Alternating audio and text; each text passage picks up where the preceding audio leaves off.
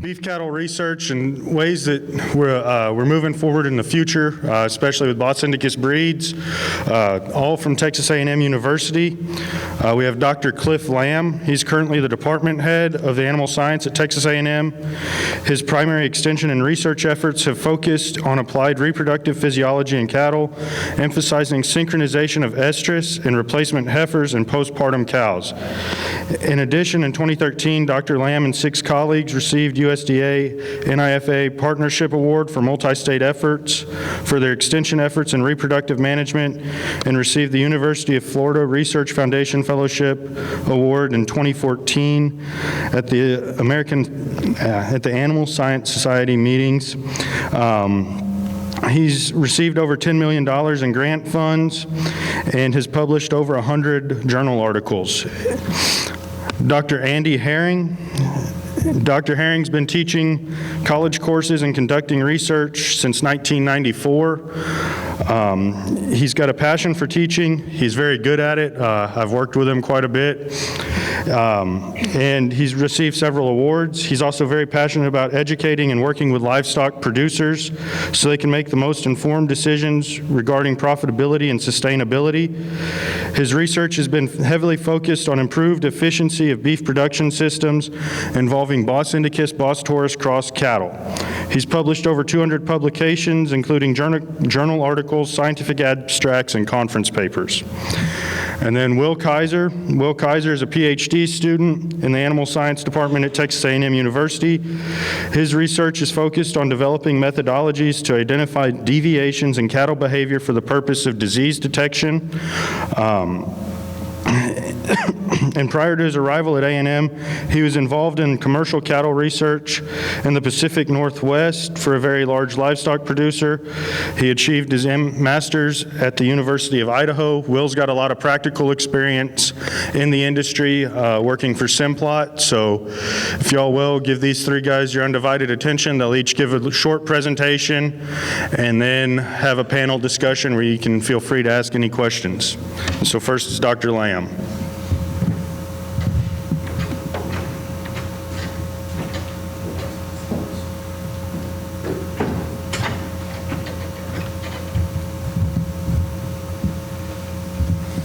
Well, thanks, Lance, and it's good to be here, and I do want to thank Lance and the Beefmaster breeders for inviting us and allowing Texas A&M Animal Science Department to participate in your meeting. We're awfully fortunate to have a lot of resources at our department, especially focusing on this area of Bos indicus-based genetics. And so I'm going to share a little bit of a background of our department, spend about 5 to 10 minutes talking about some of the things that we do in the department. And then I'm going to sort of talk a little bit about reproductive efficiency. And so Bill Pendergrass had asked us to focus this 2-hour workshop on efficiency. And so that's what we're going to try and do. We're all going to give a short presentation, and then there'll be time for a panel discussion. And so welcome you guys to think about questions. And so right at the end, we'll all come up here and you guys can ask questions related to any of the topics, or even topics that we didn't talk about. We'll do our best to address those. And so, as Lance had indicated, I'm very fortunate to be the department head at Texas A&M in the Department of Animal Science. We're awfully lucky. It's the largest animal science department in the U.S. in terms of undergraduate and graduate student numbers, and in terms of faculty. And so our commitment isn't only just to be the biggest. I mean, we want to be the best. And so and to do that, we have to have a lot of excellence in a lot of different areas, and we have to reward faculty for doing great things. But it also means that we have to be able to share a lot of the information that we're developing, and so this is a great opportunity for us just to share with you some of the things that we're working on. And so our primary goal then is to support the resource needs for teaching, research, and extension missions of the department. One thing I didn't do is I didn't really, I know Lance had sort of introduced me a little bit, but I do speak a little bit funny. I actually grew up in Zimbabwe, Africa, and so on a beef and dairy cattle operation. I was awfully fortunate. We raised both Bos taurus and Bos indicus breeds of cattle. But I was very fortunate to come over here and work on my master's and PhD in the late 80s and early 90s. And then I happened to stay in this country where I was a professor at the University of Minnesota and then subsequently a professor at the University of Florida. And my passion over my career has been to develop systems that make beef cattle operations more efficient by using reproductive management and technologies. And so a lot of my areas of interest are utilizing reproduction and reproductive management to make cattle operations more productive in some way. But in my role as department head, I think we've got a lot more than just talking about reproduction, and that's why I brought some experts. You know, this is a slide that Richard Myers, who's a poultry scientist at University of Florida, gave me about 6 or 7 years ago. And this represents what has happened to the poultry industry. So from 1957, if you take a look at these chicken carcasses, day 43 all the way to day 85 chicken carcass, what they looked like in 1957, and you take a look at where we are now. Now, if I showed this to the average consumer, what do you believe they would say? They would probably say it's because we use too many antibiotics or we use too many hormones. Well, it's not legal to feed, to inject hormones or feed hormones to chickens in this country, and it never has. But the general belief by the population is that that's what we do. Essentially, what has driven a lot of this is that the industries have adopted a lot of technologies. Okay, they've adopted a ton of technologies to make, whether it be genetic technologies, genetic selection, all the way to management technologies, the way that they feed the chickens. That's essentially how we've made these changes. And the one thing that the beef industry tends to be a lot slower at is to adopting some of these technologies that are developed.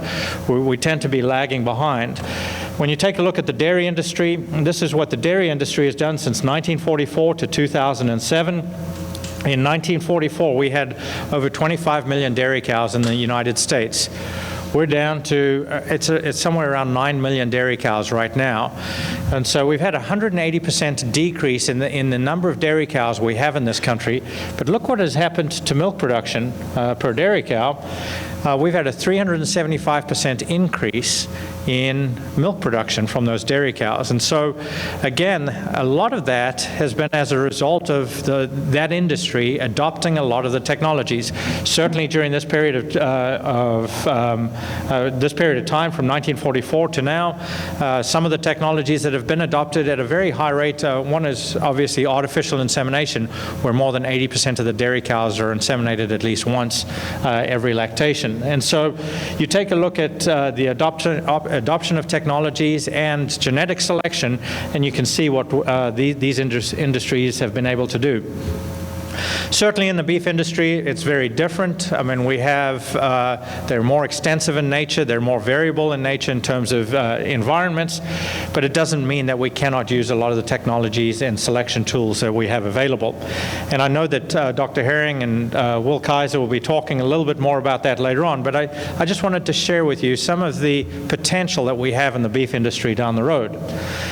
So from our Department of Animal Science standpoint, I mean, we're going to be the department that makes some of the biggest impacts in the future. A lot of other departments tend to be struggling, especially those on the outside of the flyover states in the U.S. But we have a huge commitment, and a big reason for that is because of our ability to teach and teach class as well. We have some phenomenal teachers in our department, and one of the things that we're doing right now is we're going through a brand new curriculum redesign to be able to train our students that are very different from what students used to be.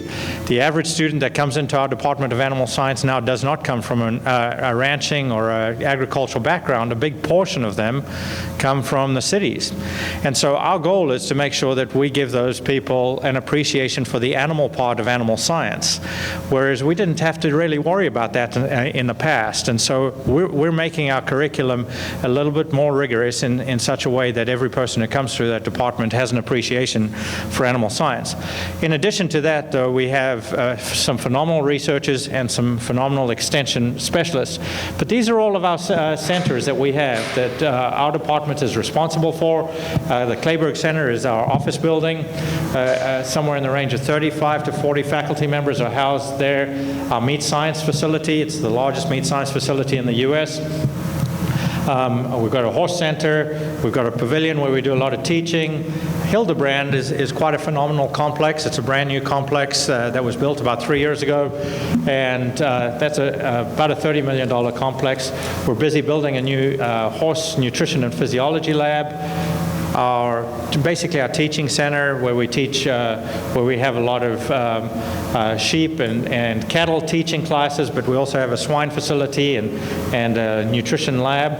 And then our beef systems, a physiology lab, and then McGregor Research Center is about an hour and a half to 2 hours north of College Station in McGregor, and that is the largest cow-calf research facility outside of anything that the U.S. government owns. So we have a tremendous set of resources and assets in the department. Tons of animals, about 110 horses, several hundred sheep, swine, and beef cattle, about 1,400 beef cows and calves. And we have faculty all over the state too, and a big reason for that is that we want to be able to spread through the state. But one of the big things that we also want to do is we don't only want to be experts in Texas. We want to be national and internationally accepted experts. These are all of the faculty that we have in the department, and you can see we have about 46 faculty located on campus, and about so that makes about 15 faculty that are located off of campus, tons of different disciplines. But what I will say in terms of beef cattle, we have somewhere in the range of 35 to 40 faculty that just specialize in beef cattle. There's really only one or two other departments in the U.S. that have that many total faculty, and we're fortunate enough to have that many that work in the area of beef cattle. So in terms of Texas, I mean, this is where we rank. Texas ranks #1 in beef cows, #1 in cattle on feed, #1 in equine, #1 in sheep, goats. We're 6th in dairy cows. We're going to be 5th at the end of this year, and then we're 14th in hogs and swine. And that's the reason that we're going to be relevant for a very long period of time. So the thing I wanted to do, though, is I wanted to share with you here is one of our initiatives. We're not going to be able to be all things to all people, but we are going to have an area of excellence in beef cattle. And one of those things that we want to focus in beef cattle is to become internationally the place to go for animals adapted to subtropical and tropical environments. About 70% of all cattle in the world reside in those areas. And so the Texas A&M is going to be the place with our faculty resources. We are going to be that place, and so we're developing this. One of the newest initiatives that we're developing right now is going to be an online, we're calling it the Beef Cattle Academy. Hopefully sometime next fall we'll be able to incorporate that, and people all over the world will be able to learn about beef cattle production systems around the world, and it'll all be online, so anybody can take it anywhere in the world. So that's something that we're working on right now to expand that, and that's an area of excellence that I think many of you in this room might be excited to hear. So the thing that I'm going to very quickly touch on, and that's in terms of reproductive efficiency. And before I came to Texas A&M, I oversaw the North Florida Research and Education Center, which is it's an experiment station in the panhandle of Florida. And that operation had both Bos taurus and Bos indicus-based animals.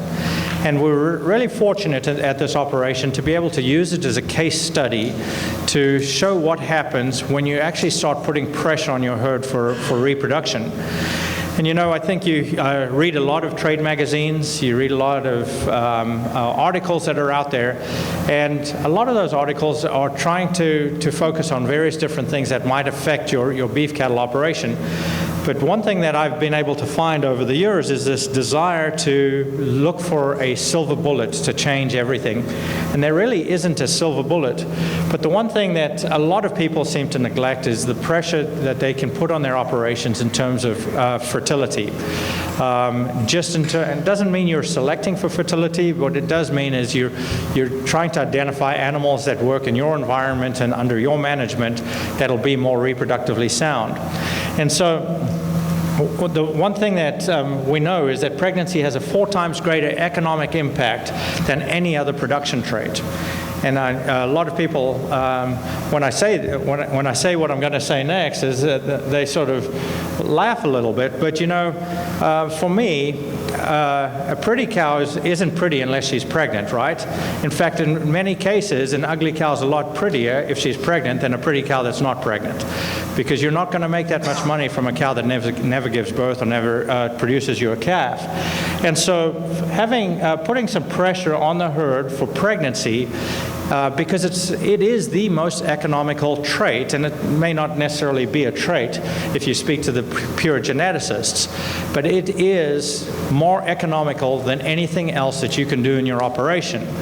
And so we had this opportunity at this research facility to start implementing a lot of the things that we've done research on over the last 50 years. And so we put together a plan to see what we could do to this operation and over time see what it did to the economics in this cattle operation. But the first thing we've got to realize is that we're trying to build a better cow. And I don't know how many times, and you know, we had staff at that operation that have worked there all the time, and we talked about how we manage heifers and things like that. And I still, a lot of people still spend a lot of time of selecting their animals through phenotypic assessments first. And regardless of whether those animals are pregnant or not. And so I think what we've got to think about, and especially when we're developing our heifers, is understand that we're trying to build a better, more productive cow. Many of you might know who this person is. Do you know Macaulay Culkin? When he was in that movie Home Alone, he was going to be a star, right? Okay, and boy, he was cute. And we have a lot of cattle that look really cute and beautiful, whatever it is. But this is what Macaulay Culkin looks like now, okay? How many times do we select animals that end up being cute or looking good phenotypically, but they end up being awful cows? And a lot of that is done through phenotypic selection, right? And so I think we've got to pay a lot more attention to other things that have economical benefits in your operation rather than just selecting for phenotype initially. So the first thing that we did at this operation is we said we have to start putting some rules on these cows. And my goal here isn't for you to write down all of the rules that we put on these cows, but what we wanted to do is we were going to focus on reproduction being, or pregnancy being our #1 trait, and then we were going to use some other techniques to change genetics. But we were going to select for fertility and reproduction first. And so here are some of the rules that we said. That every animal was going to calve by the time they were 2 years of age. And we didn't say just the Bos taurus animals, we said every animal, the Bos indicus animals and the Bos taurus animals. Everything was going to calve by the time they were 2 years of age. Okay? Every cow has to calve once a year, every year. And so if they didn't do this, we eliminated them from the herd. We culled them. Any animal that calved with assistance was eliminated from the herd. And there's a very good reason for that. Is remember, pregnancy is our #1 trait we're selecting for. Animals that have had any type of assistance, whether you had a mild pull on those animals for assistance or whatever it is, all the way to a C-section, there's about a 10% decrease in pregnancy rates in those animals. And so we decided we're just not going to have a chance. We're going to keep selecting animals that we know have a better chance of becoming pregnant. And then we have some production-related traits, is that every cow has to provide sufficient resources for the genetic potential of the calf. In other words, the cow has to produce enough milk. She has to be a good mother that provides resources for the calf to grow. And in addition to that, the calf has to be genetically capable of performing. Now, we use a lot of genetic tools in terms of artificial insemination and bulls, genetically superior natural service sires. But so the cow produces at least half of the genetics for that calf. And so if the calf ends up being a little bit of a dink and doesn't really look all that wonderful or perform all that wonderfully well, we eliminate the cow from the herd. And the cows must maintain their body condition score. And that doesn't mean to say every cow remains well conditioned. Cows are going to fluctuate in body condition score year in and year out, okay? That's not, or through, depending on their physiological cycle and so on. They will get thin and they'll be well conditioned. What we don't want to do is we don't want to separate thin cows from well conditioned cows that are about the same age. So the thin cows we end up eliminating. And then anything that's crazy is going to be eliminated from the herd, okay? Because temperament has a negative impact on reproduction. But think about that in your own operation too. Is that first animal that seems to run across the pasture when you walk in, what happens to the rest of the herd? They follow that cow. There's a lot of temperament-related things associated with reproduction. So we established these rules for that operation, and we live by those rules. And we live by those rules for 7 years, and they're continuing to do that to collect more data. But and not everybody has to do this, but what we did is we said we were going to live by rules to put pressure on the herd for reproduction. The one thing I didn't put on here, but I've realized over time, is that one of the rules that you need to have on any type of herd that you're trying to put pressure on is you cannot give a cow a name. Because you give a cow a name, you'll never get rid of her. It doesn't matter how poorly she performs. Okay, and so we had a couple of cows with names that went, and they were not happy. So there's 3 big things that we did in this herd to put pressure on the herd for reproduction. So we put pressure through our rules on the cows, individual cows. But as a herd, there are 3 management things that we did. One is we only kept heifers that became pregnant in the first 25 days of the breeding season. Okay, if they became pregnant after the first 25 days of the breeding season, we sold those heifers and allowed somebody else to try and keep them in their herds. The second thing is every animal, every heifer and cow was going to be exposed to estrus synchronization and artificial insemination, and the goal is to get them all bred on the very first day of the breeding season.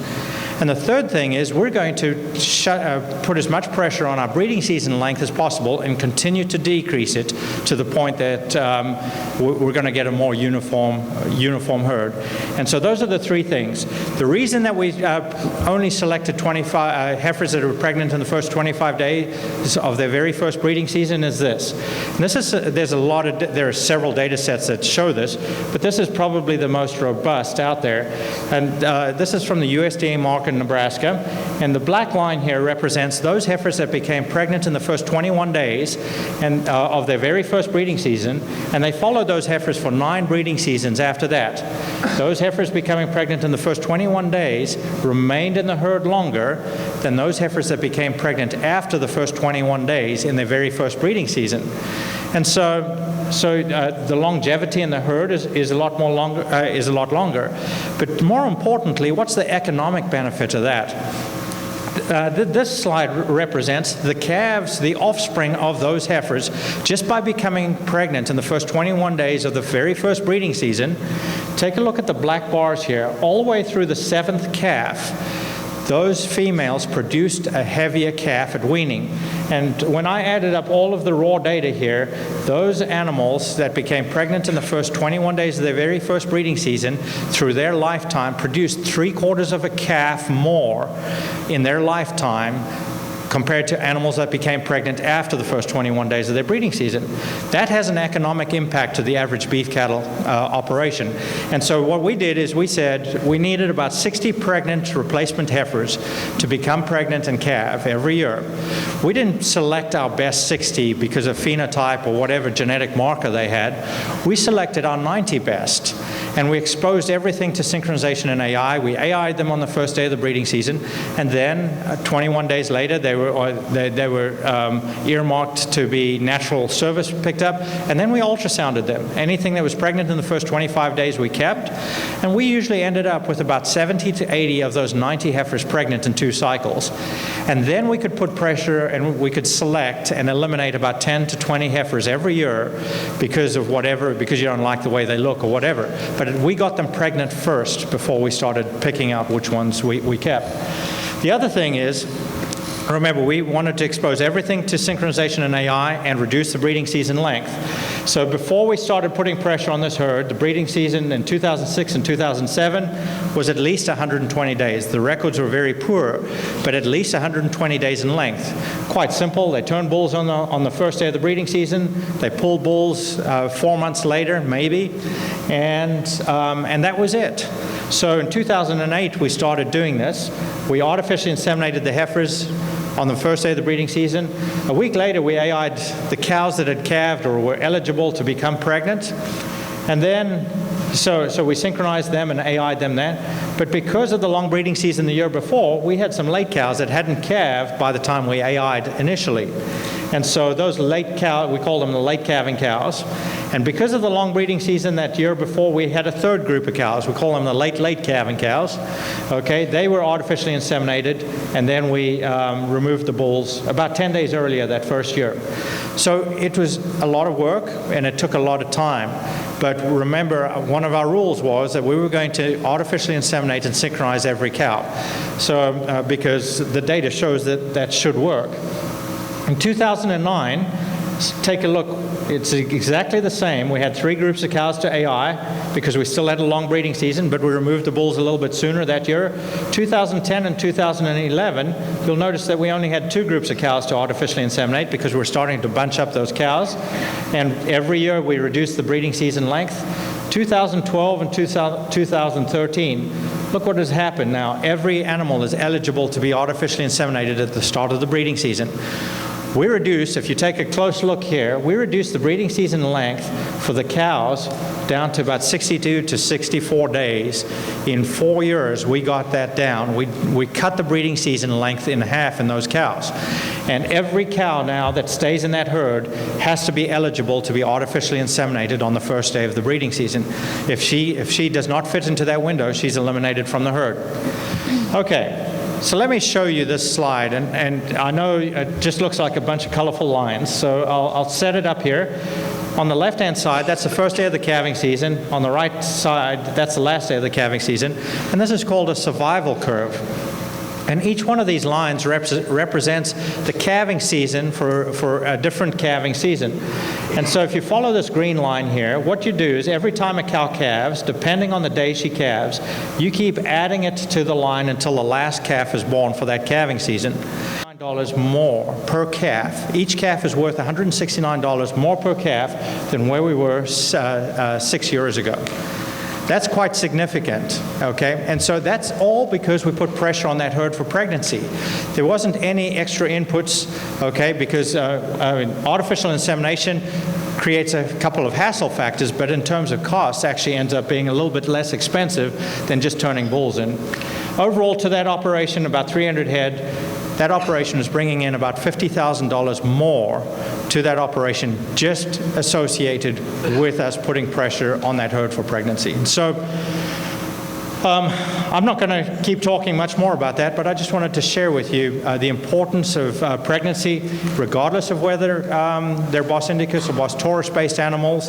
I want to anything that you can do to put pressure on your herd for pregnancy is going to have a positive impact on the bottom line.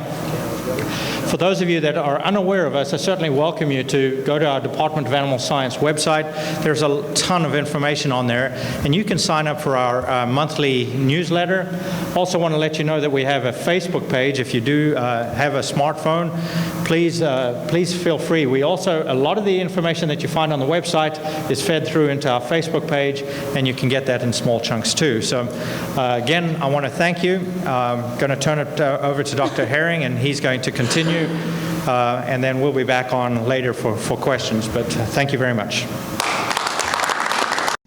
Well, it's a pleasure to be here and appreciate everybody's attention. And when Lance went to introduce us and he said we were three highly respected, I was afraid he was about to say three highly suspect speakers, but I appreciate the nice words there. I'm going to follow up on some things that Dr. Lamb started to talk about, and we're not going to have a test on genetics at the end of this. So I've got a lot of information here, and we're going through some of this kind of fast, and so I don't want to leave people hanging with questions. And so if there's something that I'm brought up during the presentation and we don't get it cleared up during the panel discussion, my email is up here. It's just my name, andy.herring@tamu.edu, and if you want a copy of the slides, I'll be glad to email you a PDF of the slide set. So what I'm going to do is spend a little bit of time talking about some concepts on selections of breeds and individual animals within breeds, and then talk a little bit about hybrid vigor and heterosis, and then share with you some of our research data from mainly McGregor Research Center, but some other places, and then we'll have time for questions and discussion at the end of that. So a lot of this information and a lot of my thought process over the years has really been developed with working with one of my mentors and colleagues, Dr. Jim Sanders, and I know a lot of you know Dr. Sanders. And really, when I was entering graduate school there, I got to think about some of the applications on some of these concepts that I hadn't really thought about before. But when we're thinking about picking breeds for breeding systems or crossbreeding programs, that's really a different type of consideration thing, trying to decide what type of crossbreeding program we want to have. A lot of the work that I do in research and a lot of my teaching is considering things in both seed stock and commercial applications. And I think probably everybody in this room realizes that most of our pure breeds exist because of their applications in our commercial industry, right? Because that's where most of your commercial bull buyers and most of your clientele is from. So if we're choosing the right type of animal or the right breed or the right biological type, that is really dictated by what our end goals are. That might be what kind of product we want to have or what type of animal we want to sell, and it's really also constrained by what our environmental production environment is and our resources and our challenges there. Whereas if we're thinking about different types of breeding systems and where we think about hybrid vigor and some things like that, then that's really dictated more by convenience, and do we want to produce our own females? Do we want to develop a new crossbred population like a composite and things like that? So they're related, but they're very different considerations, and they both fit together. If you think about where different cattle types have been used or developed and then transplanted in different areas of the world, there's been highly variable success rates, right? So we have some cattle in some environments that have a very high production potential, but they're brought into a very different type of environment or different part of the world, and they just can't survive because maybe they weren't developed in regard to the parasites or the tropical conditions or things like that.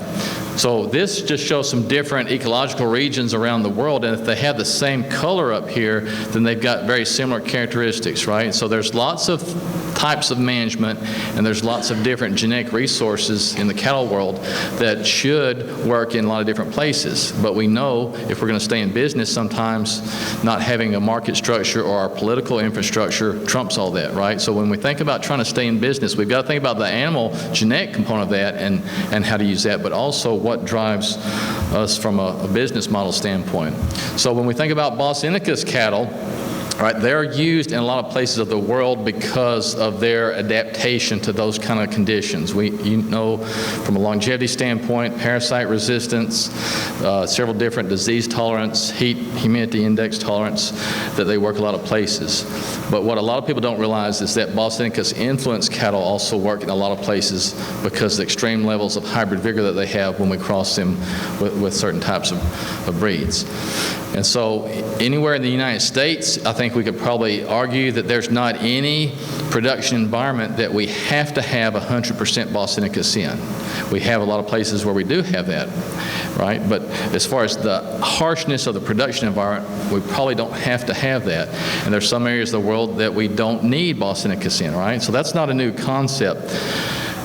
But how do we put those different things together is a little bit of a challenge. And so when you think about foundation animals and breeding programs, before we start talking about choosing bulls or breeds and putting together breeds, we have to get people to think about what should determine those foundation animals, right? Because if you're building something and you don't have a good foundation on the things that you're going to get paid for and the things that are going to cost you to get to where you're going, then we're kind of spinning our wheels.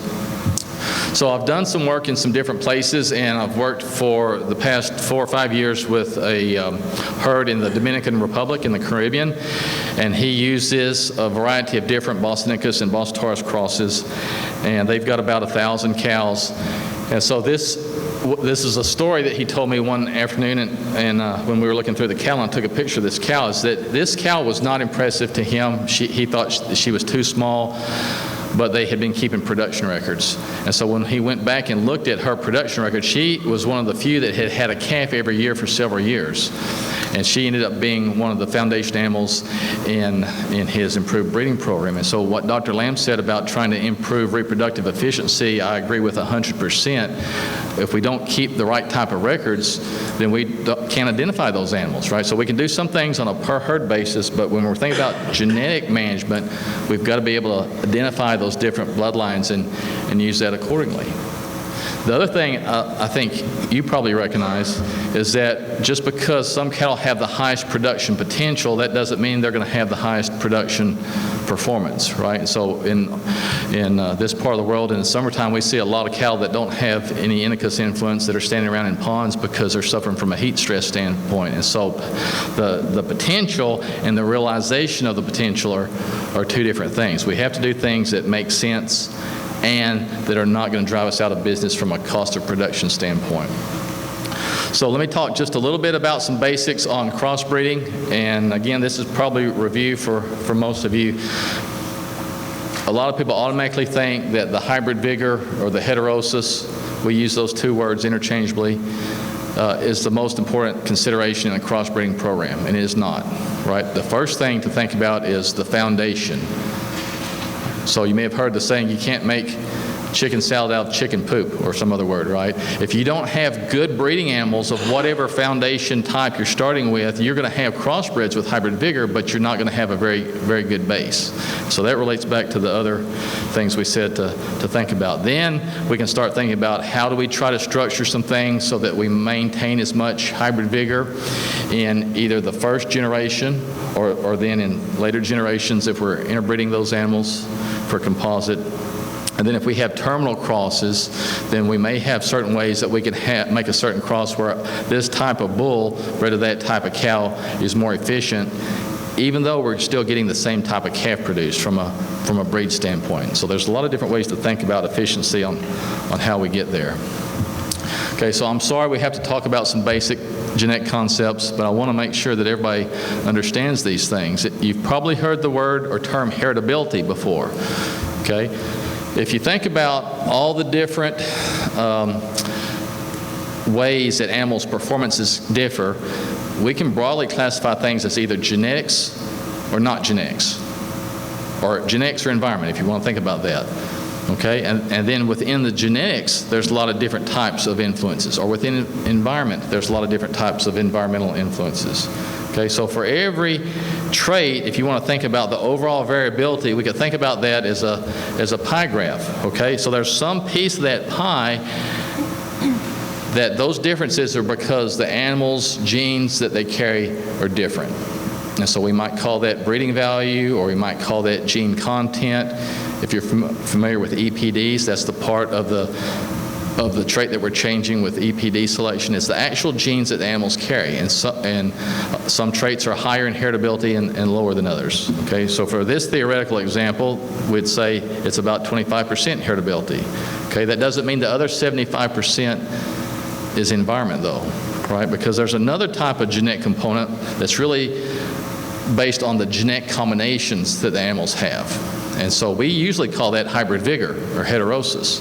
And we know the reason that so many commercial cow-calf operations in the United States have some type of crossbred cow base is because the heritability for reproduction in our female traits is really low. And the good news is that there's a lot of hybrid vigor for those kind of traits. right? So just because we're talking about genetics, I want to make sure that we're on the same page. That can mean a bunch of different things. Sometimes we talk about variation in a pie chart like that, and sometimes we would express it on a bell curve. When I put this graph up in class, my students try to block it out because they've had bad experiences in statistics and they don't want to see that bell curve. If you understand it, it's not scary, right? It's just for every breed or every herd, there's an average level of performance, right? And there's variation around that. So it says if we take breed A and breed B, okay, then they have different means, and sometimes they're close together, sometimes they're far apart. If we're going to make an animal that's half A and half B, we expect that the performance of the progeny ought to be halfway between A and B.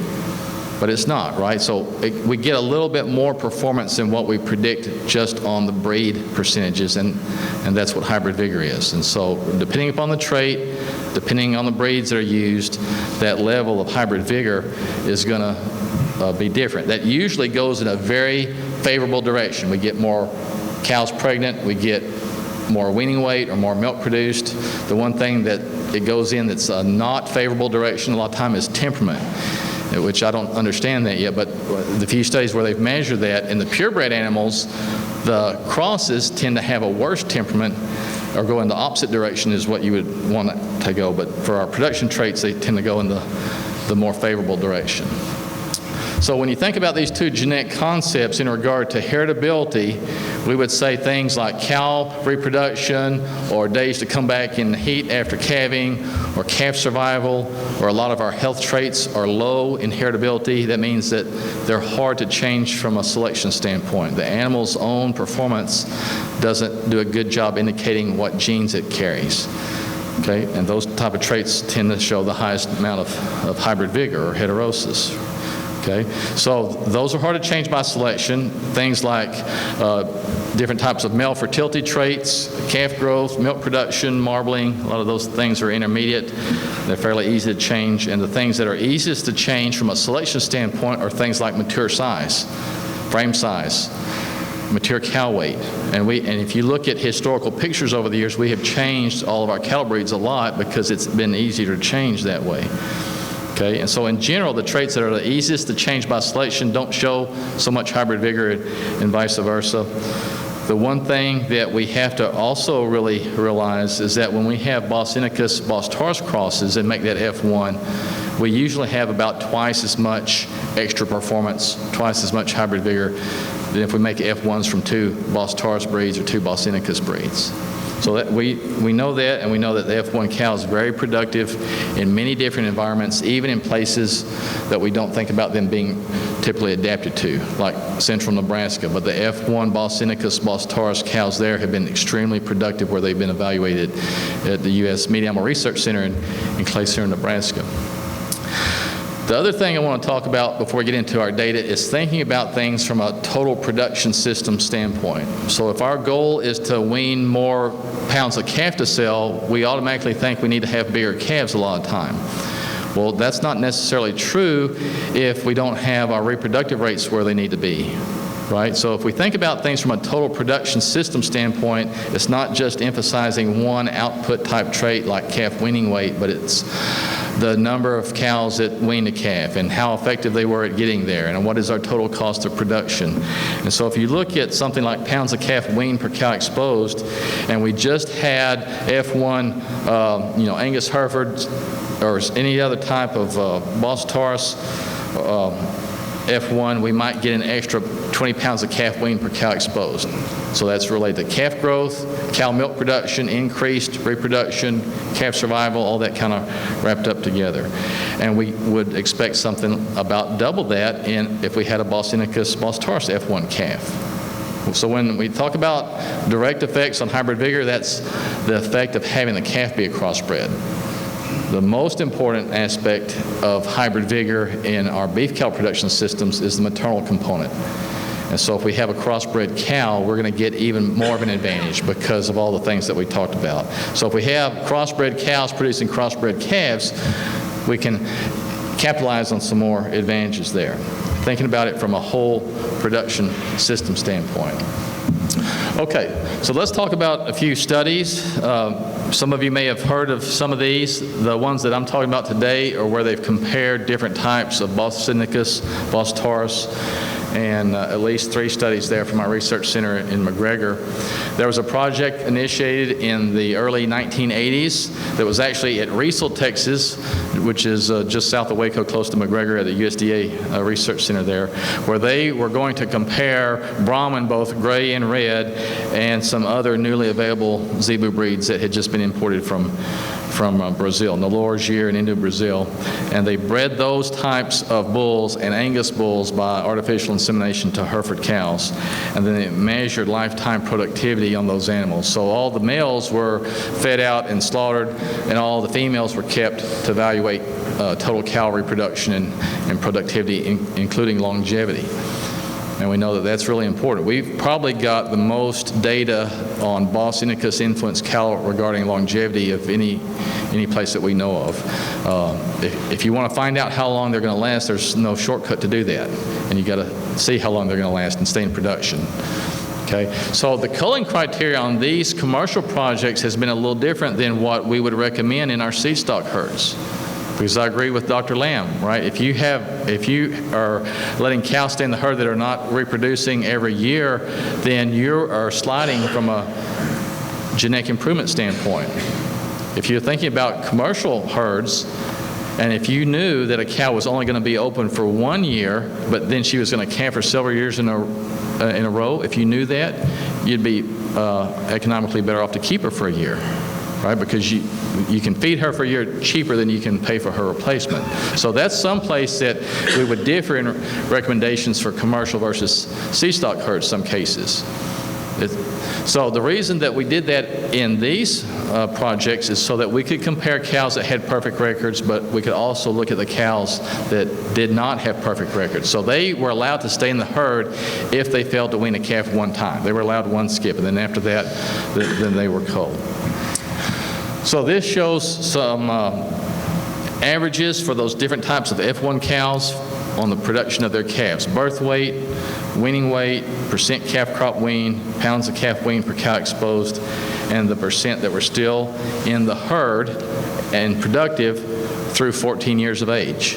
So if you could keep a bunch of cows to last at least 12 years of age, you're going to have a really good chance of making money with them. We say that a cow's got to have 4 calves usually in most situations to pay for herself, 4 calves in a row by the time that she's 6. So if you look through here, you can see that the weaning weights on all of those zebu F1 cows were substantially higher than from our black baldy cows, right? And they all had calves that were lower in birth weight. And we know that when we incorporate Bos indicus influence through the maternal line and not through the sire line, we have lower calf birth weights. And that there's a genetic component to that we're still trying to study a little bit. So we had some cows that dropped out for different reasons. We won't go into all the details of that. There's a particular cow that was 20 when that picture was taken. That's a photo of Jim Sanders. And some things that were learned from that project that surprised some people was in regard to udder scores, because the cows that weaned the heaviest calves consistently were not the ones that had the biggest udders. The ones that had the worst udders and the most pendulous teats, were the Indo-Brazil cows, and that's the reason that they fell out early. So there was only 33% of those cows left, and a lot of that was because of udder conformation. Those cows held their teeth in their head better, right? So the stereotypes that we hear about Bos indicus influenced cattle are real because they come out of projects like this. And I'll just go on to the next one here. So there was another study that we did to evaluate some other Bos indicus. So Thule and Baran are 2 African breeds. And so in the early 90s at McGregor, we AI'd Angus and Hereford cows to those and Brahman and evaluated those females in the same way, same type of culling criteria. And the bottom picture there is an old cow, an 18-year-old F1 Baran Hereford cow. And so if you look at the calf percent calf crop born or calving rates here, right? The Baran F1s performed as well or better than our standard F1 Brahman cross cow. So they were a little bit smaller, and they weaned a little bit smaller calves, but they had higher calf survival and higher fertility rates, and so they lasted in the herd longer, and they were overall more productive. If you think about the different types of regions that our crossbred cows are produced in, and this concept of hybrid vigor, that's usually even more important when the production environment is even worse, the more harsh conditions. And part of that may be because the purebred average is lowered in those conditions. And so this is a study that USDA did, and they took cows that were produced in Nebraska and took half of the females as heifers to Florida. Okay, and so there's 4 different types of F1 cows here. So these are Hereford Angus F1s, Penzgauer British F1s, which is a continental European breed, Brahman F1s, Angus and Hereford, and Saiwal F1s, yet another Bos indicus breed from Pakistan. And so the dark bars here are the performance of those animals. Oh, my pointer's not showing up, is it? I'm moving things on the computer like y'all can see it. Sorry. So the dark bars here are the performance of those females in Placer, Nebraska, and then the hatch bars here are the performance in Florida, the USDA Brooksville station there. Okay, so this is pounds of calf wean per cow exposed. And so here's the F1 Brahmans in Florida and in Nebraska, right? And so they were the most productive in both of those locations. But which type of cows suffered more in Florida versus Nebraska? And you can see it was the ones that were the straight Bos taurus crosses. And so that kind of represents a lot of things that have been documented around the world, where the harsher the conditions, the more of an advantage, especially on cow fertility and reproduction, hybrid vigor is. Okay, here's something I try to get my students to really think about. We see a lot of cattle advertised, and they might say, you know, F1 type tiger stripe heifers for sale, and we got to really be a little careful about that, because there's only one such thing as an F1, right? That's the first cross between 2 pure breeds, and a lot of cattle can look the same physically because they're half Brahman and half Hereford or half whatever, but they're genetically different because of the genetic combinations that we have in them.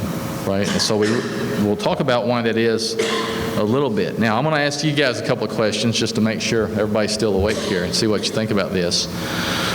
If we look at some different crosses involving American breeds, would y'all think that there might be any differences in hybrid vigor when we make some of these crosses? So on the first line there, if we were going to cross Beefmaster and Angus or Beefmaster and Hereford, do you think that there might be any differences in the hybrid vigor in either one of those 2 crosses, or would you expect there to be the same? In both cases, you're crossing Beefmaster with a British breed.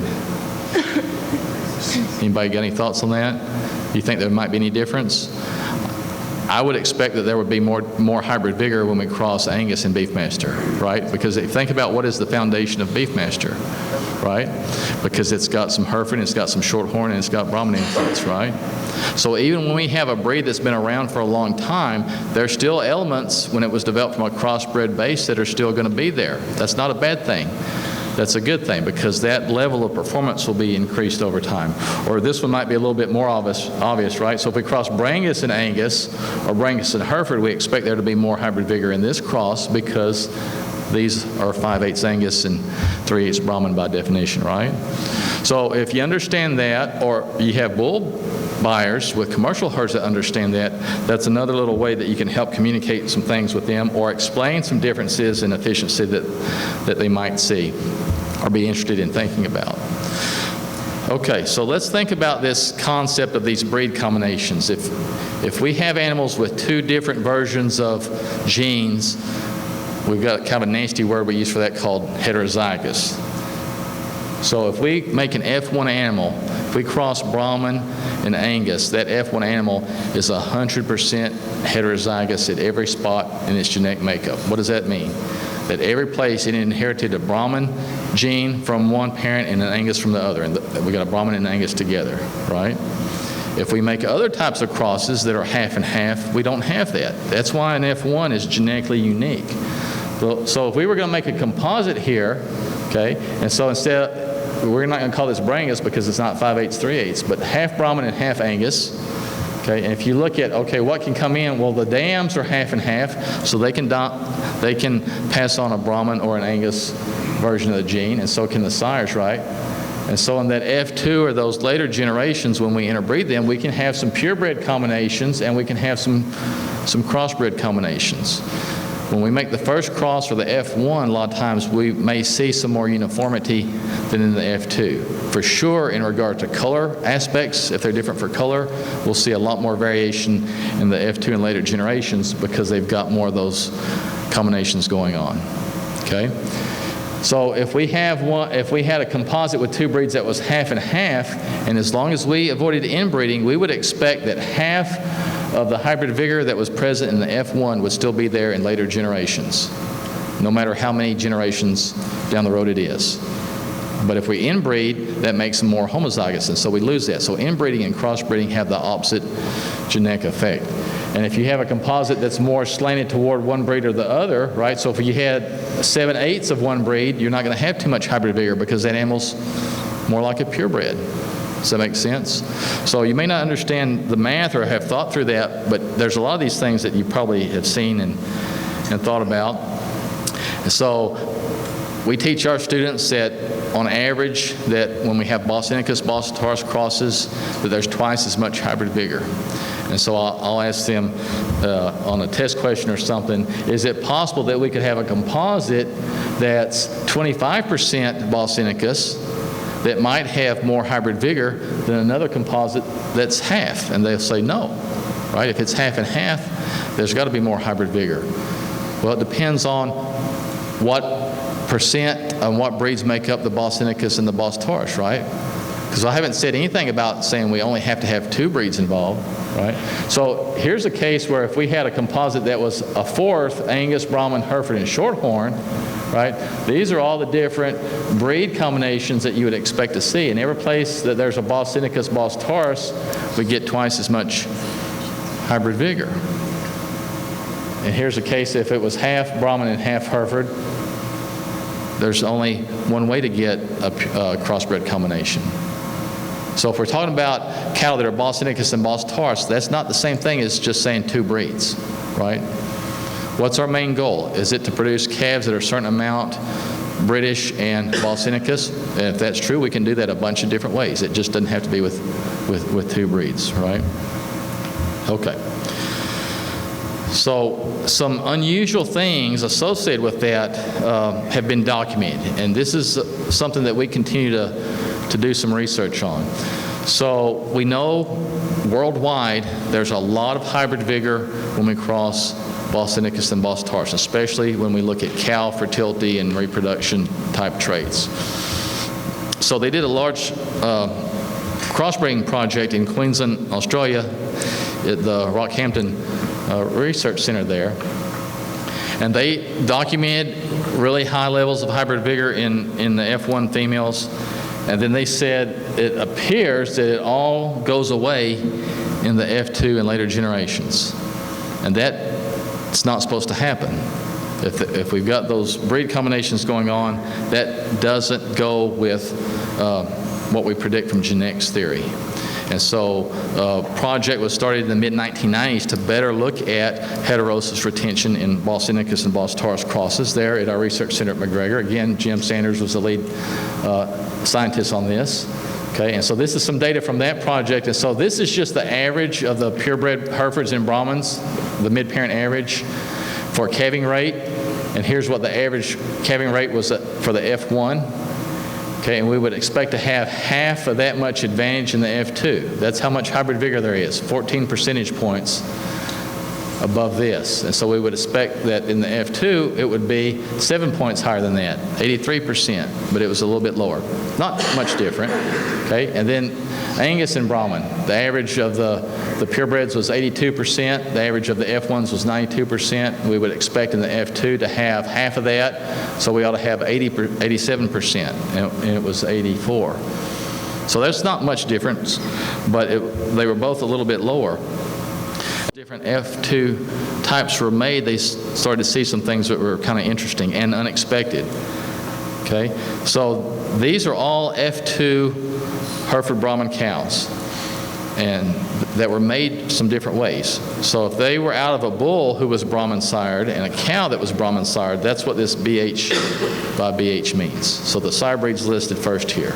Or down here at the bottom, this cross, this was out of an F1 bull that was Hereford sired and out of a cow that was Brahman sired. So these are all cows that are half Brahman, half Hereford. They're F2s, but their parents, their F1 parents, were made some different ways. And you can see here the cows that came out of the Hereford sired F1 bulls had some advantages, not just for one trait, but for several. This is a small data set, and so we're trying to look at this in some other cattle. But they had a lot higher reproduction rates, higher calf survival, lower calf birth weights, but higher calf weaning weights, and they were smaller, mature-sized cows. And so how much of those things are all wrapped up together, we don't really know. But that's not what we would expect based on our genetics theory. Here's another little data set in some Brahman Angus crosses. So this is in regard to cow longevity. So the purebred Angus, purebred Brahman, and the F1s, okay? So this is the percent of those cows that were still in the herd at 5 years of age and at 10 years of age. And again, you can see big advantage on the F1s when we have Bos indicus-Bos taurus crosses. Those cows lasted on average till they were 9 years old versus 7 for the purebreds. And then here's two different types of F2s. They only made 2 of the types instead of the 4. Again, if that cow went back to an Angus sired or a Taurus sired F1 bull, they had a reproductive advantage compared to the F2 type who was out of a F1 bull that was indicus sired. And so we know that if you make calf F1s different ways, when you have Bos indicus on the sire side only, then you get a lot heavier calf for birth weight, right? And you also get a larger sex difference between the calves. And for many years, we thought that that was just a uterine effect of the cow. But in embryo transfer programs where they've done that and they put those different types of embryo calves in different recips, you still see that same effect. So we know that there's got to be some genes probably that are expressed differently in some of these calves depending upon if they were inherited through the indicus or the sire line. That's been reported in some other species too. And so in making different crosses of mice, they've reported some things like that. So here's just a picture of some different types of composites, if you will, that we've worked with. These are just some F2 and F3 Nelore Angus steers, one of our projects.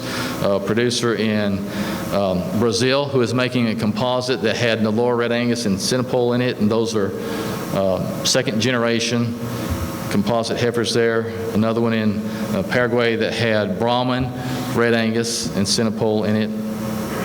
We can make any type of composite we want, right? The thing to keep in mind is that it's important how we choose those foundation animals for a bunch of reasons, right?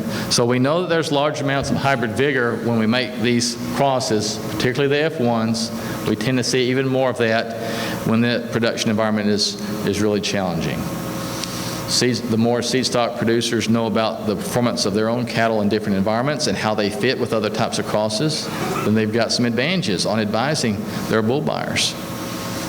And the last thing here that we talked about is that when we're making new composites that involve these indicus and Bos taurus crosses, it looks like we've got some evidence that if we can incorporate in the initial foundation animals, the first crosses, the indicus influence from the maternal side, we might have some advantages for long-term cow reproduction. So that's based on preliminary data, but it looks like that's worth studying some more. So there's the one you've been looking for, because I'm done. Thank you for your time, and I'll look forward to questions during our panel. I'm Will Kaiser. I guess I'm the closer, so I'll try to keep it exciting. I work for Dr. Carson's. He wasn't able to be here, so you have the pleasure of me. We're going to talk about feed efficiency and how can we exploit it throughout the life cycle. So first thing, when we talk about feed efficiency, we're talking about conversion of feed to milk, fiber, live calves, and the focus of this is going to be on weight gain. So we're really interested in how much feed, or what's the difference, the variation from one animal to the next in feed required for a product. Grab this thing's pretty cool. So why are we interested in feed efficiency? Well, for a variety of reasons. One, volatile prices in feedstuffs. In a commodity market, if your animals are more efficient than someone else's, you're more profitable. There's also an increased demand for animal source foods and a finite amount of ground to grow the cereals to create those foods. So we have more competition for feedstuffs. Also, when we look at the other protein species, beef cattle are by far the least efficient. So it takes us about 4 times as much feed to produce 1 pound of beef as it does a pound of chicken. And if we look at the differences that we've seen in chicken over the last 40 years, or in this case the last 40 years, they were greatly able to improve their feed efficiency primarily through genetic selection.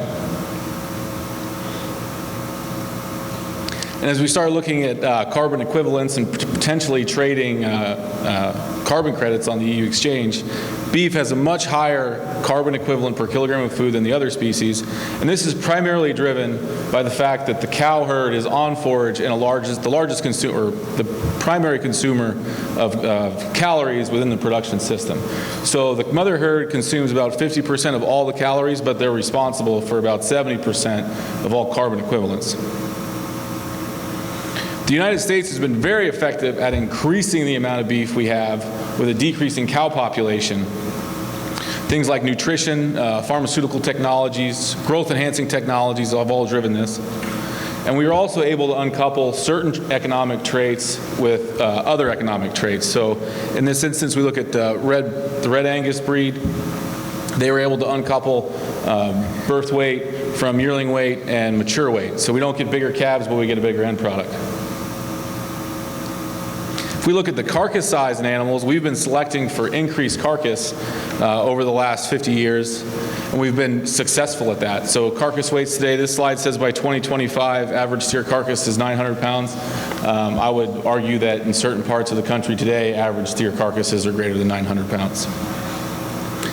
So in divergent growth studies, here's a list of them, where they were looking at selection for divergent growth. One thing they've noticed is that you don't change the feed to gain in those animals.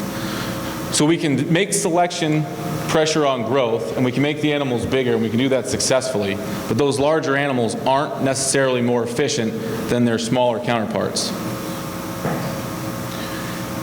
Why has the industry been so slow to recognize this or chase this feed efficiency? I think one of the main reasons that there's limited awareness about the variation in feed intake. Until recently, it's been difficult to measure feed intake.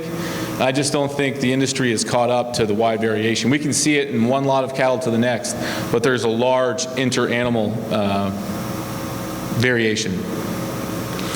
Also, traditional efficiency measures such as feed to gain are highly correlated to things like average daily gain and mature size. So if we did make selection efforts for feed to gain, we could ultimately increase the mature size of our cow, decreasing the overall efficiency of that system. So here, this is the first slide, but these are 542 Beefmaster records, gross safe records, that were supplied from the Beef on Forage bull test. These are some reported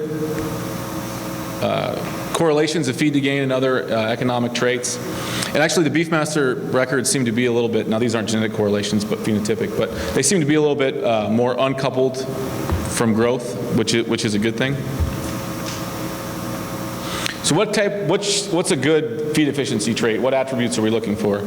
So one, we need to have variation in it. So we need to have, be able to identify animals that are superb in it. It needs to be heritable.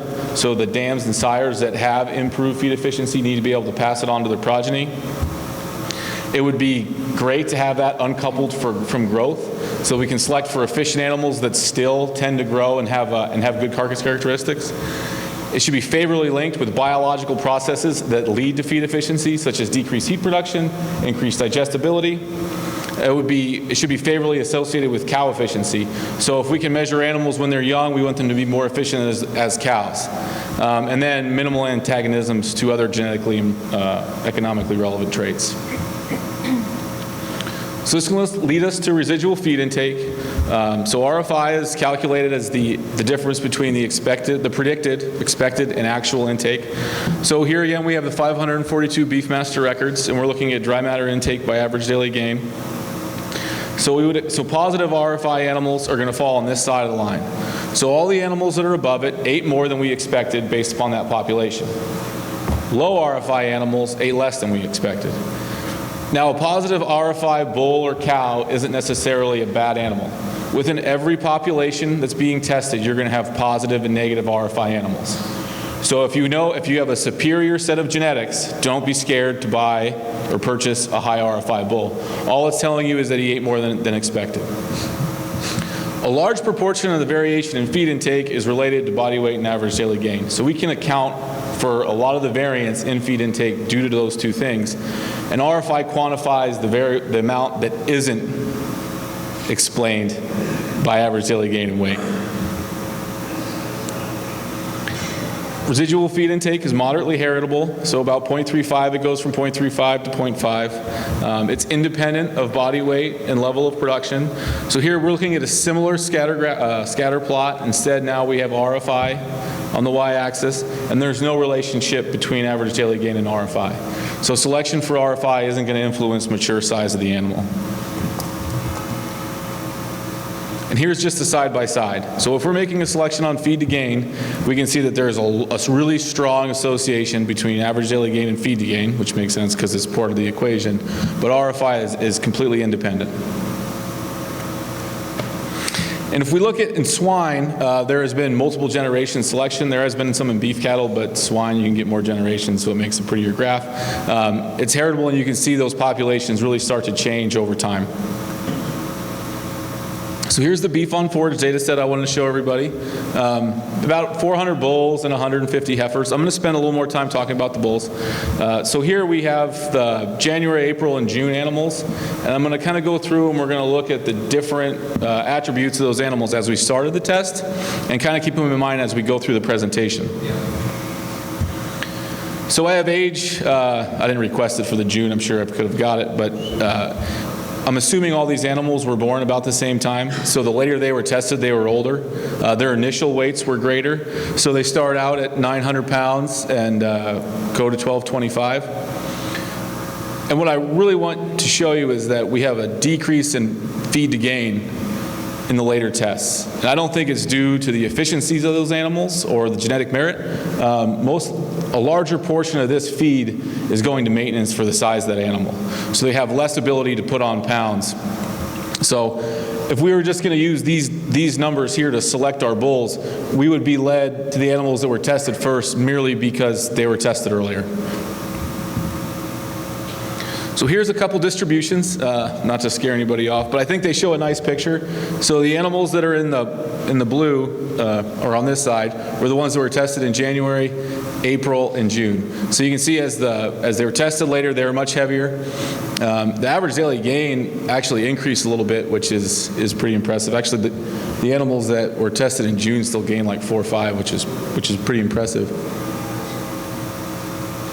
When we look at dry matter intake, the animals that were tested later ate much more. They were 30 pounds on average, most likely due to their size. They were gaining. When we look at the feed to gain, the animals that were tested earliest had the least feed to gain, or the best feed to gain. Animals that were tested later were similar. Now, if we move to the RFI, since RFI is calculated on each test, everybody's centered in the middle. So here's a really fair evaluation of those animals based on each test. And if we draw some lines on this is how we classify them. So a lot of times you'll see publications looking at high, average, and low RFI, and this is how we do it. So we take the distribution, we chop it up into thirds. We call the animals on this side low, the animals on this side high, and the animals in the middle are average. So if we look at these bulls now, there's no difference in initial weight across the three classes. There's no difference in average daily gain. But the animals in the low ate 10% less and 20% less than the average in the high group. So you have the same level of production with the decreased inputs. Their feed to gain was improved, and their efficiency index was improved. And this efficiency index is driven off of average daily gain and RFI. And no other economically relevant traits are different across these populations. So there's no difference in ribeye area, back fat, and there's no difference in the breeding soundness exam values. There's going to be some other data I present farther along in the presentation, and there is some evidence that maybe there is a little bit of reduction in sexual or animals that are low RFI reach sexual maturity later. I think these bulls were tested at an age where it was relevant. So if we look in the heifers, it's a much similar story. Low RFI animals ate less, except it's a greater magnitude, so 16% and 26% less. They had an improved feed to gain. In these, though, we do see a reduction in back fat. So animals that were low RFI were leaner and had less marblings than animals with high RFI. And this is something that we commonly see, and it's due to the energetics to lay down that fat. So either they are a little bit more mature and they're beginning to lay down fat instead of protein, and the energetics associated with laying down fat instead of protein. We can control for this in the model. So if we didn't want to reduce or increase the leanness of the animals, we could put back fat in the model, and you could control for this as well.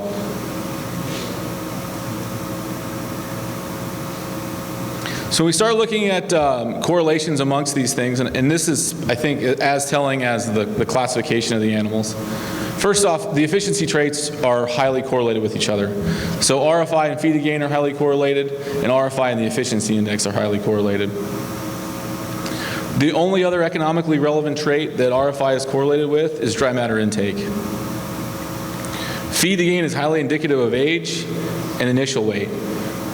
So if you're making selections based on feed to gain, or you're going to use feed to gain in the selection index, you're going to have to measure those animals at the same time point every year. And it's going to be difficult to compare animals from one set to the other. It's also highly correlated with average daily gain, so we can inadvertently select for larger animals. And in this instance, feed to gain was also highly correlated with back fat and intermuscular fat, so you would have to be careful about not selecting for leaner animals. The efficiency index was highly correlated with average daily gain and dry matter intake, which is what comprises that index. So in summary on this data set, the variation in the phenotype allows us to make selection of these economically relevant traits. Residual feed intake was not impacted by age or average daily gain or initial weight. Low RFI animals had improved feed efficiency independent of weight and gain. The low RFI heifers had reduced back fat and IMF, and we could control for that. You could control for that in your model if you were interested in using it. The efficiency measurements were all highly correlated, and RFI was correlated with back fat, but not the other economically relevant traits. So here I want to present another data set, and this is at indicus cross cattle, but we're going to take these all the way to slaughter so we can kind of look at the profitability of these animals. This was done a few years ago, so the difference between the groups makes sense, but maybe the absolute value of the economics might look a little rosy. So there was about 84 indicus crossbred steers. They came to Texas A&M where they were run through the growth safe system. They were group fed and slaughtered at Sam Cain's, and we collected data all along the way. Profit was calculated as the income of the carcass minus all the other costs. It's just a straightforward P&L. So here's two steers. They look just like steers to me. I can't tell the difference between them. One of them ate 15% less feed while maintaining the same body weight and average daily gain. If anybody can tell the difference, you have a great crystal ball. So their initial body weight was about the same. They gained approximately the same. And their expected intake was the same because of those things. But our green steer ate 15% less. He had improved feed to gain ratio. They had essentially the same carcass weight. And he was worth $78 more than his mate just because of a decreased amount of inputs. So if we look at these two animals in kind of a scattergram or distribution of the RFI, our efficient animal was on one spectrum of the RFI, and the green one was on the other. So our yellow animal was, our green animal was negative, our yellow animal was positive. If we look at the classes in this data set, There was no difference between the weight, average daily gain. The low RFI animals ate about 20% less, and this is just the low versus the high. So similar to what we saw in the Beefmaster data set. Similar hot carcass weights. The yield grade was lower, so the animals were leaner, which is a common finding in these evaluations. They graded slightly less, but they had a reduction in feed costs and an improvement in total profitability. So you're marketing the same weight, the same start time, but there's just less inputs. If we look at these animals based on a high, average, and low revenue, most of the animals that are in the high revenue group are negative RFI and high average daily gainers. So if you're looking at bulls or you're going to try to select for an animal, if you look at RFI and average daily gain, or you can just plot them on this graph, typically this lower quadrant are your better animals because they're going to gain, they're going to exceed the gain of the population, and they have a reduction in feed intake. If we look at our efficient and inefficient animal and profit, total profit of the group, the animal that was lower RFI has a greater profit than the animal that was higher RFI. I don't know if you're going to look at too many animals today where everybody made money. And if we look at the two groups based on profit, so if we took the same methodology we did with high, medium, low RFI and broke it out as profit groups, you can see that the average RFI in the high profit group was negative, while the low profit group was positive.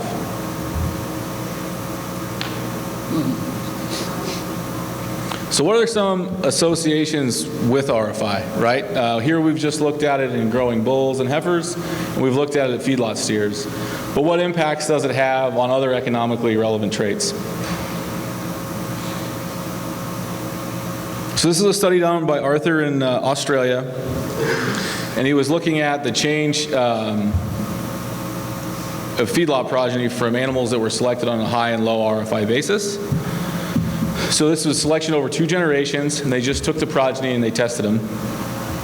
There was still no difference in yearling weight. So progeny coming from high RFI selected lines and low RFI selected lines over 2 generations, there was no difference in yearling weight or average daily gain, but they still had a reduction in feed intake. So even over multiple generational selections, we're not going to change our weight metrics, but we will still have a reduction in feed intake.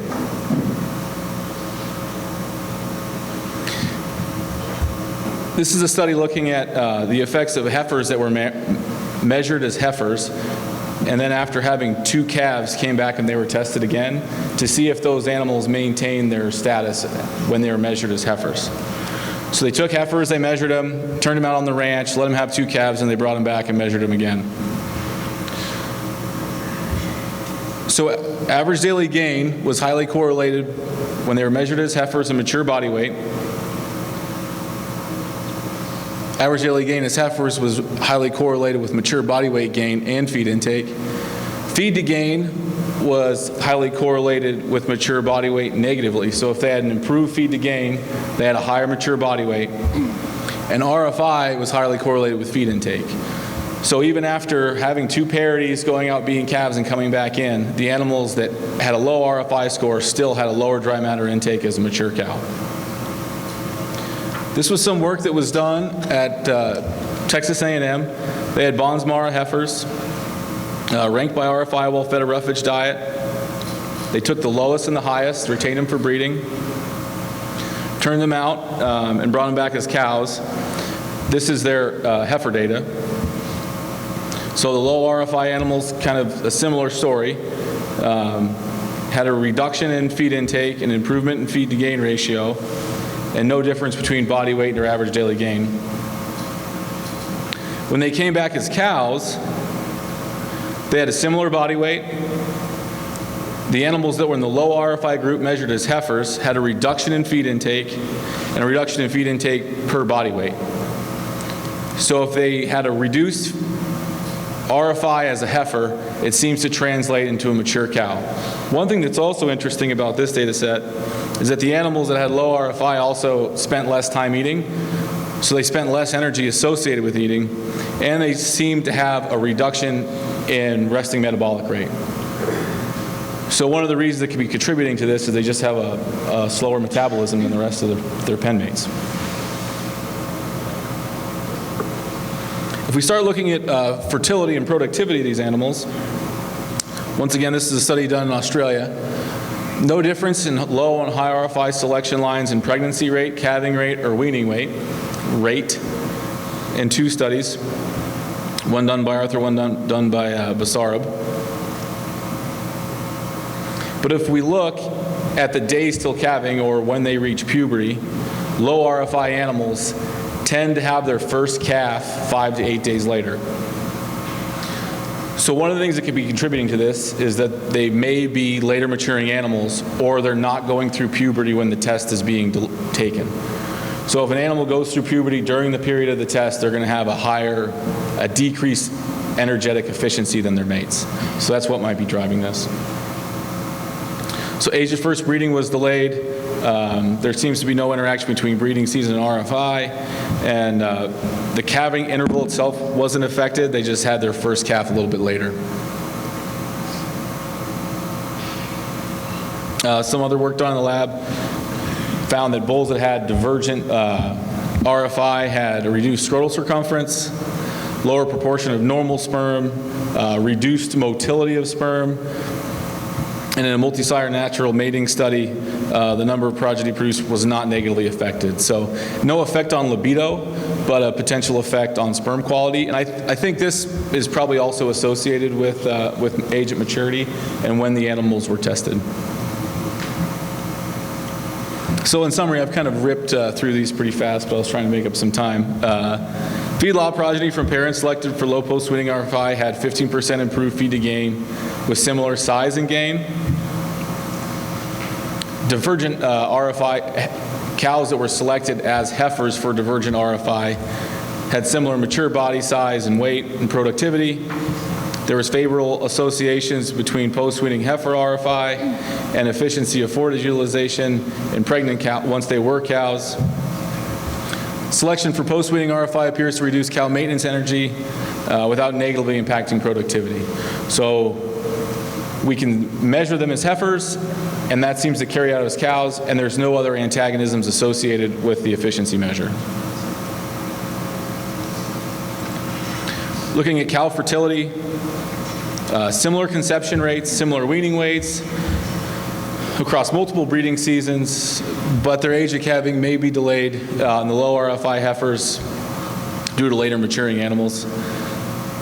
Bull fertility, similar but decreased scrotal circumference from low to highs, and there may be a reduction in sperm quality, but that also might be associated with timing of the test, both the RFI test and both the semen evaluation. And so these post-weaning RFI tests may indirectly favor later maturing animals, as the early onset of puberty has higher energy expenditures during the test. And we can adjust for RFI using fat reserves, and feeding activity might mitigate some of these associations, or you could put in scrotal circumference or something like that to try to reduce the selection pressure for those things. So in conclusion, there's a lot of inter-animal variation in feed intake across animals. I think it's great that more people are just starting to measure feed intake. We can't measure these things, manage these things if we don't measure them.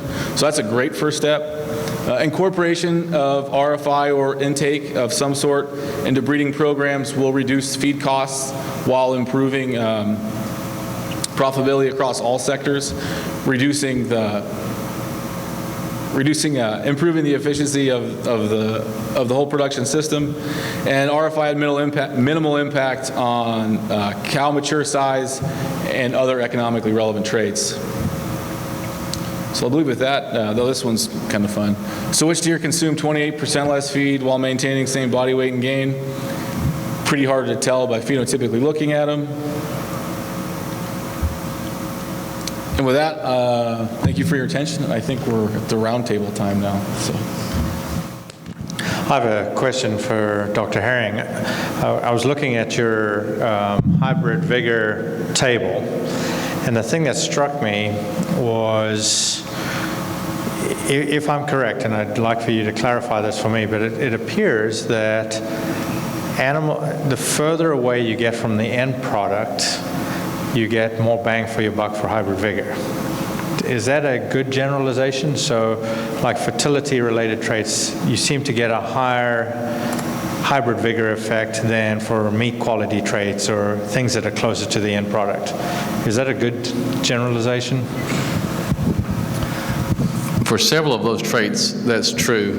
If you look at body composition in regard to amount of muscle or total size, then that's a fair statement, because for sure there's a lot more hybrid vigor for reproduction and survival or in early life and things like that compared to components of carcass yield grade like ribeye area, fat thickness, and things like that. The one thing that you probably can't quite say that goes along with that would be marbling, because it's more in the intermediate category.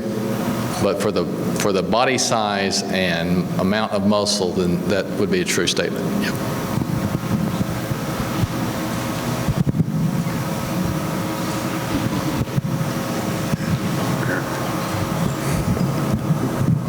Okay, I'll go ahead and ask. Dr. Herring, both of y'all talked about different things, but talked about hybrid vigor, and then you talked about feed efficiency. How do you think those two things relate?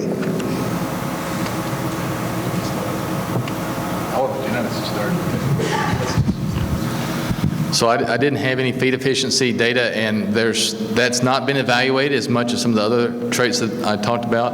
But anything that's related to feed efficiency where it's been documented shows a substantial hybrid vigor effect. And so some of the data sets that you might be familiar with are some things like ranch rail that we haven't done in a long time, but when you look at some of the animals that were the most efficient, they weren't necessarily what people expected.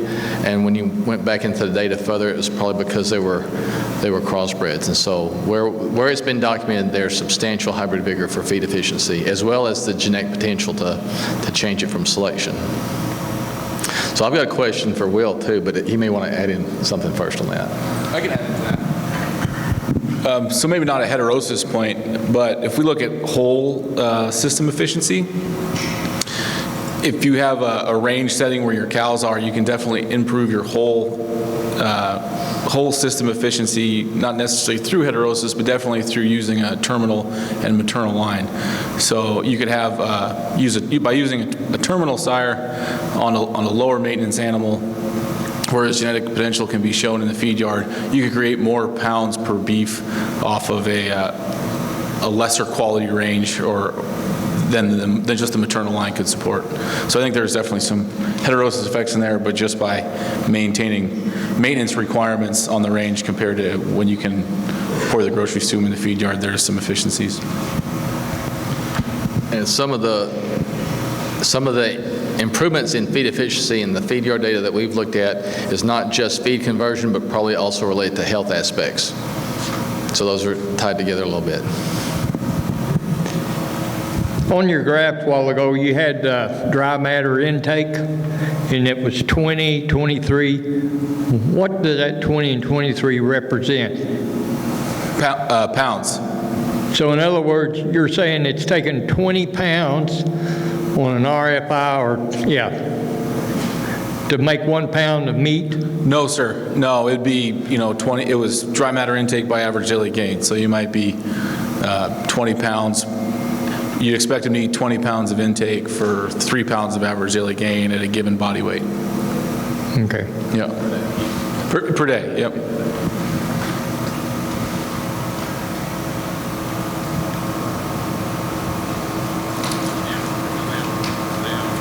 I have a question for the panel. A lot of your test results is based on intact males or bulls that you're testing. Is there a correlation between the results of intact males versus steers of same genetic makeup, so to speak, or some of their litter mates or whatever? Is there a correlation between their results and the steer results? And could we expect that, or our customers, could they expect that also? Are you talking about for RFI? Yes, Oh, yeah, RFI. absolutely. Yep. Yeah, so I would expect a similar performance from a bull compared to when he's a steer. Yep. Or, within a mate, within a group. So if you had a low RFI bull, I would expect that his progeny would also be low RFI. So consumption and gain would be basically the same? They'd probably have a slightly reduced gain and lower consumption, but yep. Okay. Yeah, I think Will is correct there, that the question was related to bulls and steers. If bulls and steers that were tested at the same time, that was similar genetics, the rank would be similar. In other words, animals out of the same genetic would rank the same way. Their actual performance might be slightly different because they're bulls and steers and they perform differently, but the rank within the RFI spectrum would be the same if they were similar genetics. Hopefully that answers the question.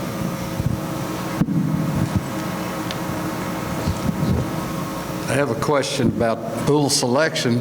For you trying to use the RFI, how do you relate that to something that we normally find at a BBU site when we look up the EPDs and information about the bulls to compare them? You want to go? Is there any EPD that correlates good enough, you could say? Sorry. I know there is a beef on forage EPD that was calculated for RFI. I don't know about... For those particular bills? Sure, yep, and I don't know about what's offered necessarily specifically through the Beefmaster Association. You go to a private breeder, look at all of his bulls, you don't have any idea. Right, they'll have to measure them. They'll have to measure intake on them, calculate it, and then you could generate. Now, if there was enough, you could probably still calculate it. If there was enough animals that had it calculated on them, and they were closely enough related to a bull you were looking at, there could probably be an estimate, but they would have to measure it. Does that sound appropriate?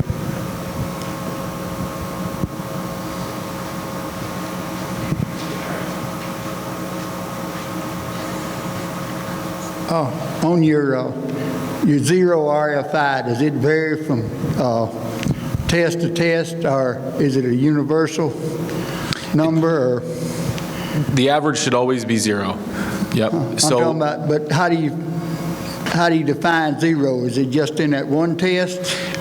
Yep. So it's based individual test, or? Yeah. So it's on the individual test. So the average should always be 0, and it's based upon those animals, the amount they ate and the amount they gain in their average weight. Yeah, but I mean, different tests for that test. Different tests would have a different. Yep. So the data that I showed were the 3 sets of bulls, the 3 different test starts, and they were overlaid. I calculated it for each test in that deal. But what I'm saying, though, you could have a set of cattle that tested poorly, and their 0 RFI wouldn't mount to some cattle that tested in another test be different? Exactly, yeah. So you can't necessarily compare, you can't compare one bull test to the other, but you can compare the bulls within a test. Okay.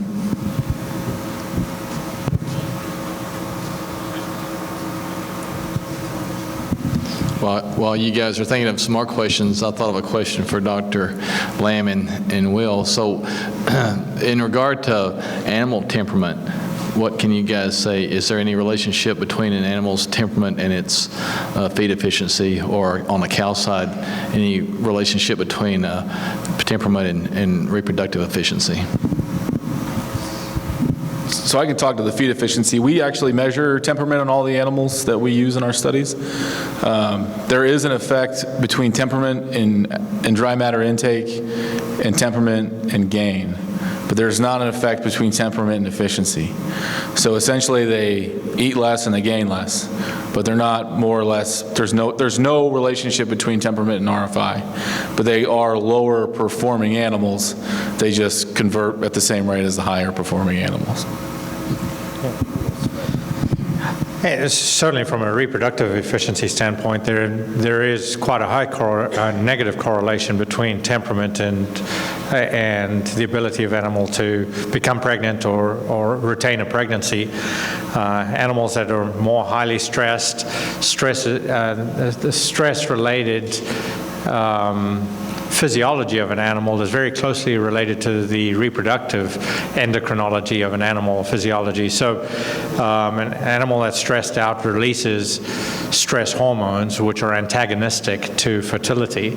And so stressed animals are going to have lower pregnancy rates, and I think when there's a lot of talk right now about stress-free animal handling and things like that, or reduced stress animal handling, and there's a lot to be said for that, because if you can reduce the stress on the animals, you're going to probably increase a lot of not just fertility traits, but a lot of other production-related traits also.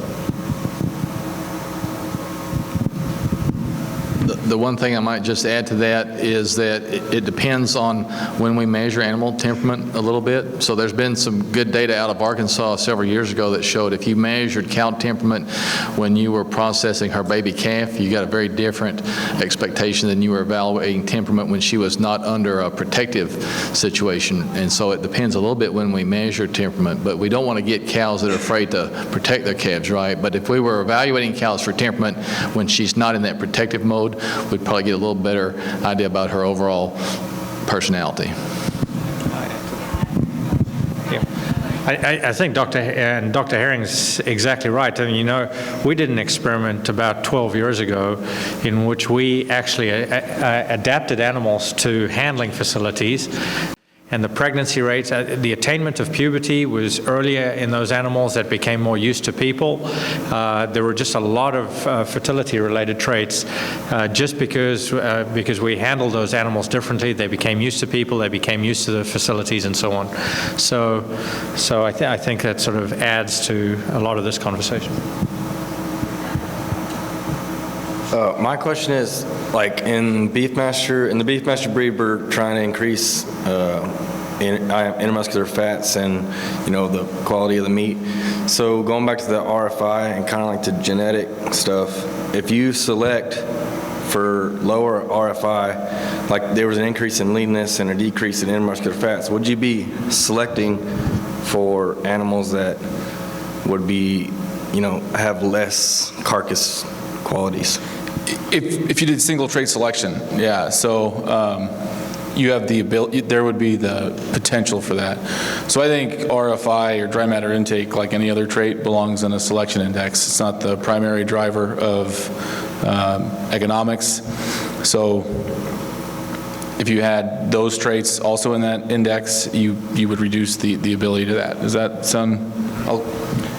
And there have been a few studies where they've evaluated the carcass performance of the males and then kept the females and evaluated cow fertility and longevity. And in those studies, there's not anything negative. There's not a negative correlation between marbling or quality grade and cow performance. So that's a good thing. So if you just pay attention to just one thing, you don't ever do that. But within Beefmaster or any of these breeds that we're talking about, other American breeds or even straight Bos taurus or Bos indicus, you can select for increased marbling and not have to sacrifice cow fertility, but you want to keep measuring everything.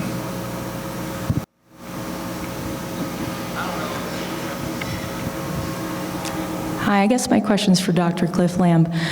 You showed your slide there. That was really impressive with the selection pressure that you put on fertility and daughter pregnancy rate, I believe. $50,000 for, yeah, that was really impressive. So every time I see something like that, and particularly because I'm very pro-technology, and when we can combine things like reproductive technologies and genomics, we really can skyrocket the rate of genetic progress. But I always get questions from producers, why should I be using artificial insemination if I can just use, natural service? So do you have a slide or do you have a comment on the comparison between natural service and AI heifer pregnancy? Because there's no such thing as free natural service pregnancy. And I want, producers to understand that, but they have to see the return and they have to see the numbers. Can you comment on that? Yeah, I think that's a very good question.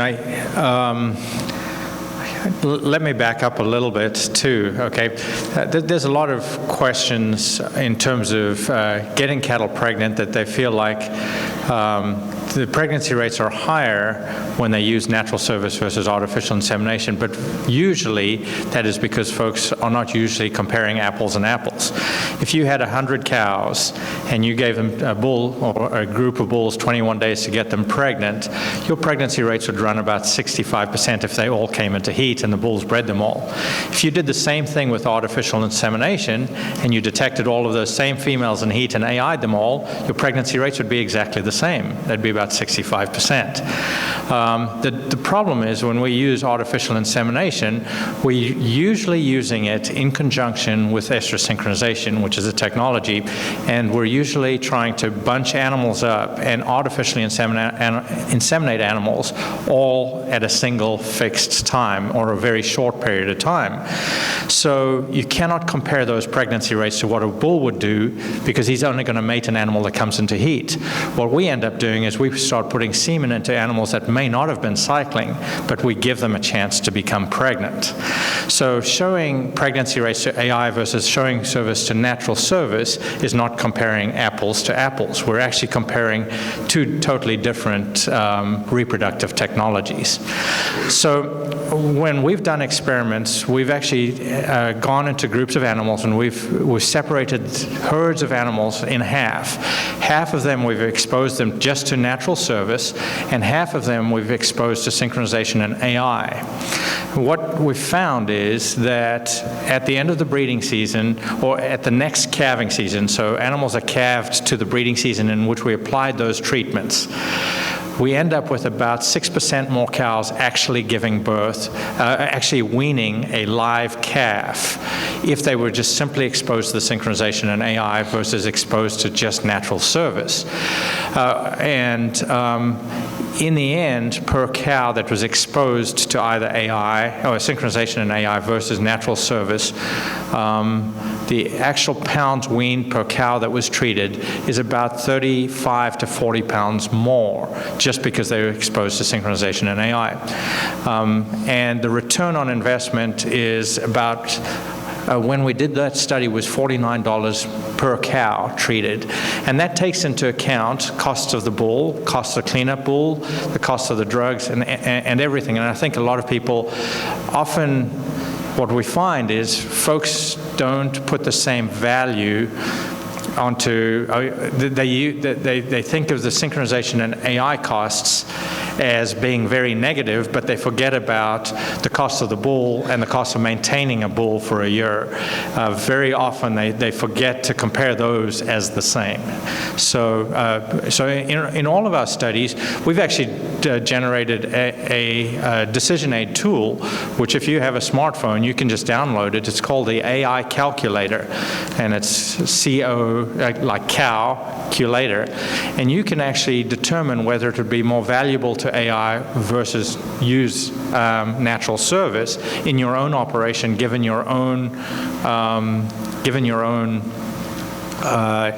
criteria: number of cows, number of bulls, the cost of the semen, the extra labor, the hassle factors associated with it, and very often, I mean, and you can sort of take it. Each person can actually look at that in their own operations and see if it'll be worthwhile. Did that answer the question? That made me think of something else. When we've evaluated to try to find out what calf was sired by what bull in our herds, we use multiple sire mating pastures every time.